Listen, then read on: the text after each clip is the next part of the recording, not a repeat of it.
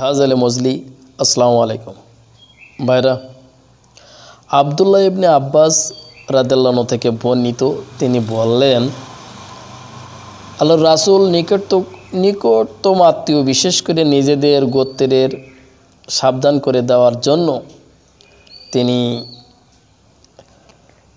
বের হয়ে সাফা পাহাড়ে উঠলেন এবং ইয়া সাবাহ বলে চিৎকার করে ডাকলেন। সবাই আশ্চর্য হয়ে উঠল যে কেন মোহাম্মদ এভাবে ডাকে।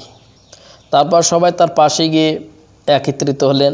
তিনি বললেন, আচ্ছা, অর্থাৎ মোহাম্মদ বললেন যে আচ্ছা, আমি যদি এখন তোমাদের বলি এই পাহাড়ের অপর দিকে একটি অশ্ব সৈন্যবাহিনী আক্রমণের জন্য প্রস্তুত হয়ে আসে, তাহলে কি তোমরা আমাকে বিশ্বাস করবে?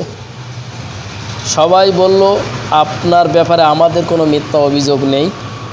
তখন তিনি বললেন যে আমি তোমাদের এমন কঠিন আযাব সম্পর্কে সাবধান করে দিচ্ছি যে সেই আযাবে যদি তোমরা পড়ো তাহলে কঠিন বিপদে পড়বে।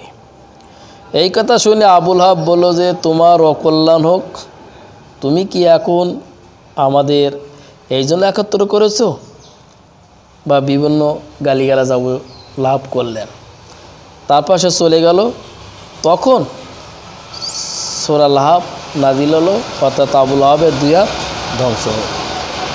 দেখেন বারে এইখানে আবুল আহাব আল্লাহ রসুলের বিরুদ্ধে করেছিল।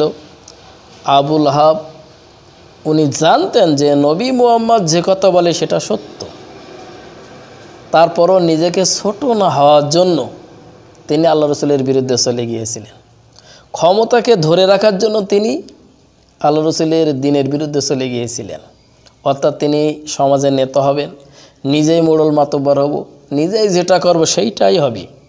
কিন্তু বাস্তব ক্ষেত্রে দেখা গেল যে আল্লাহ তাআলা আয়াত নাজিল করলেন যে আবুল আহাবের হস্ত দেওয়া তার দুই হাত ধ্বংস হোক। কী জন্য?